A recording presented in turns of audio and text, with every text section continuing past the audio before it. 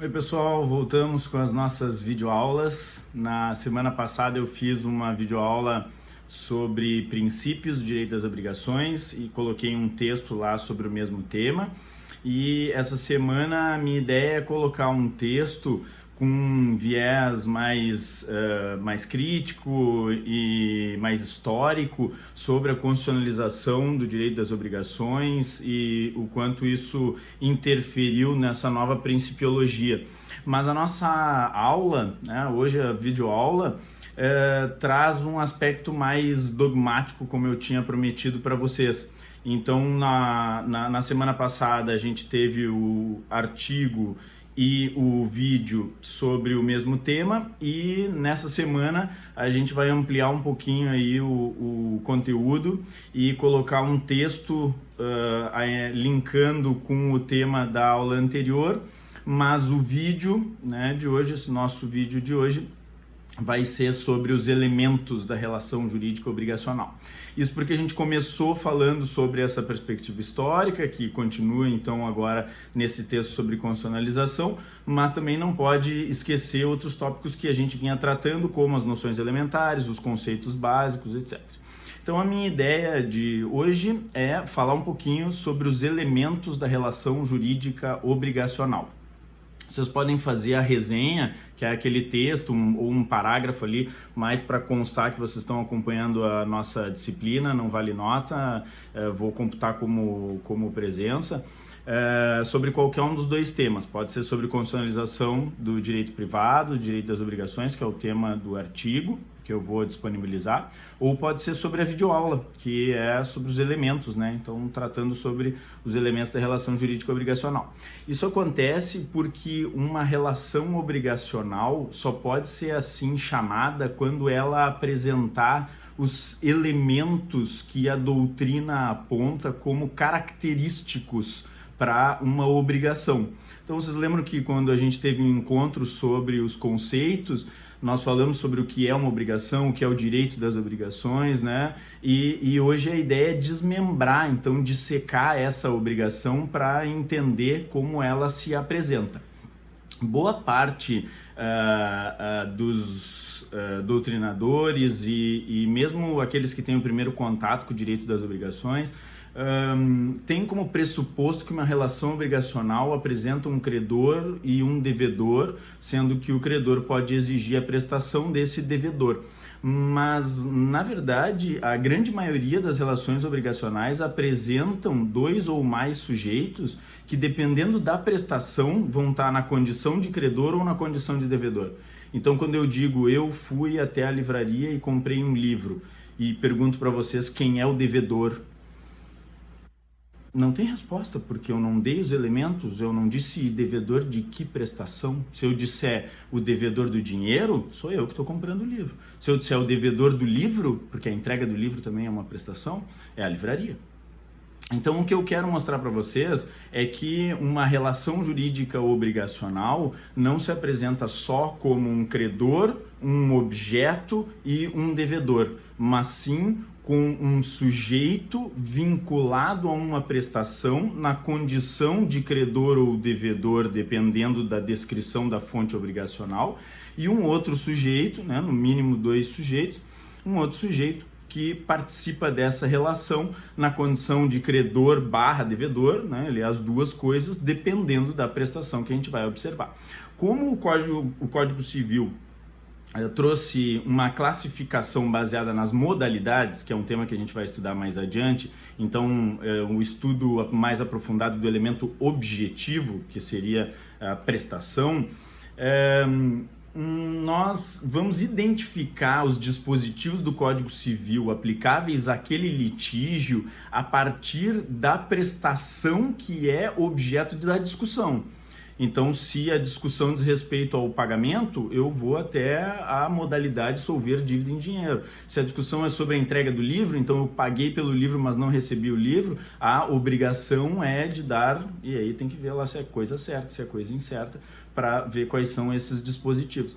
Então, por isso que muitas vezes a gente, antes de aprofundar a análise de direito das obrigações, parte do pressuposto de que há um credor e há um devedor, quando na verdade o que eu tenho são sujeitos. A gente começa, né, falando sobre uma obrigação que tem só 2 sujeitos, depois nós vamos falar sobre, mais adiante no semestre, sobre as obrigações com múltiplos sujeitos, e aí nós vamos ver a indivisibilidade do objeto e principalmente a solidariedade, que é uma temática importante quando se fala de pluralidade no elemento subjetivo.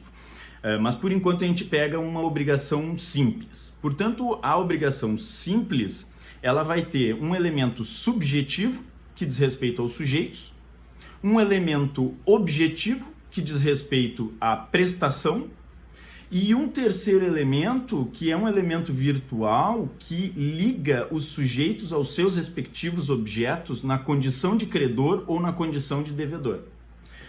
Então, eu sou analógico, eu vou fazer um esqueminha bem básico aqui para que vocês entendam. Eu gosto de fazer essa fórmula para que fique um pouco mais simples de entender, né? Então, vamos pensar assim: eu tenho um sujeito de um lado, o outro sujeito do outro lado, né? Vamos botar sujeito 1, sujeito 2, e uma prestação A e uma prestação B. Aqui eu tenho o elemento subjetivo, são os sujeitos, o André e a livraria, e aqui eu tenho o elemento objetivo, que são as prestações, os objetos, o dinheiro e o livro a ser entregue. O elemento vínculo é aquele que vai ligar o sujeito àquela determinada prestação na condição de devedor ou na condição de credor. Portanto, o sujeito 1 é devedor da prestação A. E, de maneira subsequente, é, portanto, credor da prestação B. Isso quer dizer que, analisando essa obrigação sob a perspectiva do objeto A, o S1 é devedor.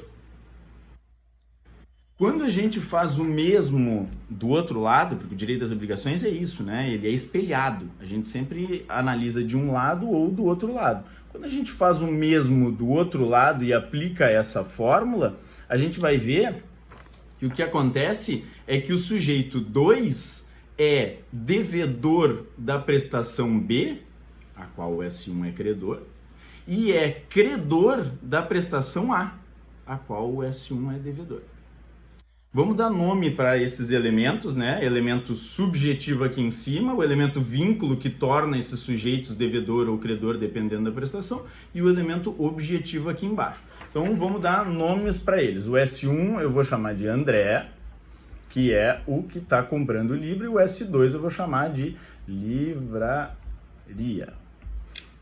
Tanto nesse nosso exemplo, onde eu fui até uma livraria comprar o livro, eu, S1, sou devedor do objeto A, o dinheiro. Então, quando eu chego até lá e digo que quero comprar um livro, eu que sou devedor do dinheiro correspondente ao livro, só vou extinguir a prestação e deixar a condição de devedor no momento em que eu pagar por esse livro. O mesmo acontece do outro lado. A livraria é devedora do livro e pode, portanto, cobrar o valor correspondente do André, né, que é o comprador do livro, que é a qual ele é devedor, que é o dinheiro, né? É o valor que ele tem que pagar, o valor correspondente. Esses elementos, tanto o elemento subjetivo, que são os sujeitos, o elemento objetivo, que são as prestações, e o elemento vínculo jurídico, que é o que liga os sujeitos às prestações na condição de credor ou de devedor, formam uma relação jurídica obrigacional. Se a gente fala só dos sujeitos, do elemento subjetivo, existem algumas características importantes. Por exemplo, Não há grandes restrições quanto à natureza, então basta ter personalidade, né, para poder ser titular de direitos obrigacionais. Isso a gente chegou a comentar também quando falava dos elementos básicos. Então basta capacidade de direito. Eu posso não exercer isso por conta própria quando eu preciso que alguém me represente ou que haja assistência, né, quando é relativamente capaz, absolutamente incapaz, que foi algo que vocês estudaram lá no Civil 1. E também tenho a possibilidade de haver grupos de indivíduos. Então eu posso ter S1, S2, S3 num dos polos e S4 só no outro polo, é o S4, S5, S6 no outro polo, porque há possibilidade de pluralidade de sujeitos. Mais de uma pessoa foi até a livraria comprar esse livro, eles compraram em conjunto. Então são 2 devedores do valor correspondente a esse livro, né? E ainda um outro fator importante do elemento subjetivo diz respeito à mutabilidade subjetiva. A mutabilidade subjetiva é a possibilidade de alteração do sujeito titular do direito de crédito.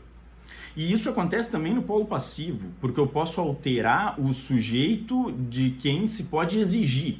Portanto, tanto credor quanto devedor, em ambos os polos, podem ser substituídos por outras pessoas. Né? Outro CPF ou outro CNPJ. Né? Eu posso ter pessoas no sentido de pessoa física ou de pessoa jurídica, na condição de credor ou de devedor. E essa mutabilidade subjetiva ocorre por 2 principais fatores: causa-mortes. Então, o sujeito que é credor morre e deixa um determinado patrimônio, o espólio, que é o cálculo desse patrimônio que ele deixou para ser rateado entre os seus herdeiros, é composto tanto pelos direitos reais que ele deixou para os seus sucessores, quanto os direitos obrigacionais, que são os créditos. Então passa também para os herdeiros, que vão continuar podendo exigir. E o mesmo acontece com a dívida, né? Só que quem é o devedor é a pessoa que faleceu e não os seus sucessores. Logo, se ele deixar patrimônio suficiente para saldar a dívida, os sucessores precisam primeiro pagar os credores e o que sobrar, né, o saldo que sobrar, eles vão ratear entre eles. Então eu deixei um apartamento de 100 mil e uma dívida de 80 mil. Então, na verdade, o que eu deixei foi 20 mil, porque 80 vai ser entregue para esse credor, né, que tem um crédito de 80 mil com o devedor que faleceu. E como ele deixou um apartamento de 100 mil, vai sobrar 20, que vai ser rateado entre os sucessores. O que não acontece, que às vezes se diz não se herda dívida. Não é bem assim, se herda dívida se houver patrimônio do falecido suficiente para saldar essa dívida. O que se quer dizer quando se diz não se herda dívida é que quando o sujeito deixa um apartamento de 100 mil e uma dívida de 120 mil, o que vai acontecer é que o saldo é negativo e, portanto, a herança é 0 e não menos 20. Porque eu não posso pagar uma dívida que não fui eu que contraí. E aí o credor é quem vai ficar com esse prejuízo, né? Porque na verdade ele já ficaria, porque o sujeito já estava falido, né? Ele já estava superendividado ou insolvente, ele já tinha mais dívida do que patrimônio, então mesmo que ele entrasse com processo de execução, ele não conseguiria cobrar. Então, na verdade, ele ficou. Por isso que o credor tem que fazer uma análise da capacidade de reembolso daquele que vai ser o seu devedor, né? Tem que verificar se ele vai ter condições de pagar esses valores, se ele tem patrimônio para garantir esse pagamento. Tanto que existem alguns autores que dizem que a garantia, que é o patrimônio do devedor, é elemento extrínseco da obrigação. Portanto, também seria um elemento.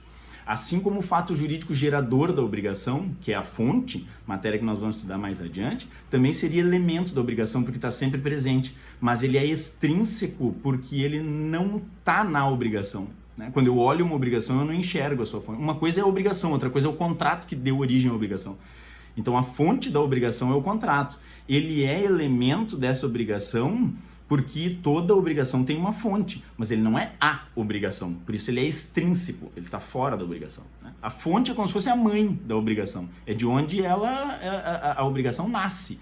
né? Mas não posso confundir a mãe com o filho. A mãe é o que deu origem, a mãe é elemento extrínseco daquele filho, porque todo filho vai ter uma mãe, porque ele vai ter que ter saído de algum lugar. Toda obrigação vai ter que ter uma fonte, porque ela tem que ter saído de algum lugar. Mas não se confundem. Então, só para recapitular aí, a gente falou sobre os elementos intrínsecos: subjetivo, credor e devedor, credor barra devedor de um lado, credor barra devedor do outro, né, dois polos. Elemento objetivo, que são as prestações, que também podem ser plurimas. Vínculo jurídico, que é o que liga os sujeitos aos seus respectivos objetos. Esses são os intrínsecos, elementos intrínsecos da obrigação. Os elementos extrínsecos, que são esses que eu abri esse parênteses breve para comentar, porque tem alguns autores que gostam de chamar de elementos, são a garantia, portanto, o patrimônio que o devedor tem para saldar essa dívida, e o fato jurídico gerador dessa obrigação, que são elementos porque ambos estão sempre presentes, mas são extrínsecos porque não aparecem propriamente na obrigação, não se confundem com a obrigação. Mas ele falava sobre a mutabilidade subjetiva, que é a possibilidade de alterar o elemento subjetivo. Então, alterar o credor ou alterar o devedor. A primeira das formas, eu disse, é causa-mortes. Pode mudar o credor porque morreu o credor e deixou o crédito na herança. Pode morrer o devedor e ele deixa essa dívida a ser paga com o patrimônio que ele deixou. Se o saldo não for suficiente, não há herança a ser rateada. E existe uma segunda forma de aplicar essa mutabilidade subjetiva, que é a possibilidade de alteração do sujeito credor ou devedor, então em ambos os polos também isso acontece, através de um ato inter vivos, que é, na verdade, um negócio jurídico. Nós vamos mais adiante do semestre estudar mais a fundo isso, mas o direito de crédito é um direito disponível e, portanto, eu posso vender, doar, perdoar. Assim como se eu sou dono dessa caneta, eu tenho um direito real sobre a caneta, eu posso vender a caneta, doar a caneta, botar ela fora, que é desistir, né, desse direito. A mesma coisa acontece com o direito de crédito. Então, se eu tenho um dinheiro para receber, um crédito para receber, esse meu direito de crédito pode ser negociado. Então, claro, nunca troquem um direito real por um direito obrigacional sem que isso valha a pena, né? É o que acontece com os precatórios. Eu tenho 5 mil reais para receber do Estado. O Estado paga por meio de precatório. Nessa minha obrigação, eu sou credor de 5 mil. O Estado é devedor de 5 mil. Eu posso ficar esperando até o Estado me pagar esse direito obrigacional. Eu deixo de ser credor, o Estado deixa de ser devedor e eu passo a ter o direito real sobre os 5 mil. Ou eu posso estar precisando de dinheiro e ao invés de esperar que me pague esses 5 mil, eu negocio a posição ativa da relação obrigacional. Então eu vendo a condição de credor. Então se eu vendo um precatório, o que eu estou vendendo é a possibilidade de exigir o pagamento desses 5 mil do poder público. Claro que quem for comprar não vai pagar 5 mil, senão para ele não valeria a pena. Então vamos supor que o sujeito diz, não, tudo bem, eu compro esses 5 mil, quando o Estado me pagar, eu vou receber, e como eu estou te dando disponibilidade de valores sobre os quais eu tenho direito real e estou tendo que esperar até que o poder público me pague esse precatório, eu faço um cálculo ali, vejo qual é o risco de inadimplência, o tempo que eu vou ter que esperar e avalio qual é a margem de lucro que eu quero tirar nisso. Então eu digo, quer me vender a condição de credor de 5 mil? Eu compro, mas por 3. E aí eu pago 3 mil reais, o sujeito que está precisando de dinheiro não pode esperar que se pague os 5, leva 3 mil, perde 2 mil, que era o seu direito de crédito, mas consegue adiantar o pagamento desses valores, né? Então, dívidas que ainda não são vencidas também, mesmo dívidas que já estão vencidas, podem ser negociadas. Isso é chamada cessão de crédito.